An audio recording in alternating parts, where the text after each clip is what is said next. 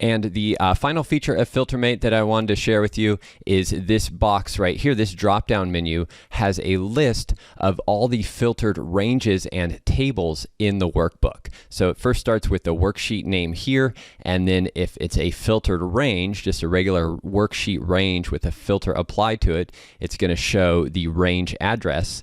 And if it's a table, it will display the table name. So these are again, the sheet names here, and then the table names. And we can use this to quickly navigate to any filtered range in our workbook. So if we wanted to go to this table 25 in the region list sheet, I can just select that and then hit the go button, and that will take me over to the region list sheet. You can see I'm now on this region list sheet, and I have table 25 selected here, and then you can also see the columns for this particular table in the field list right here.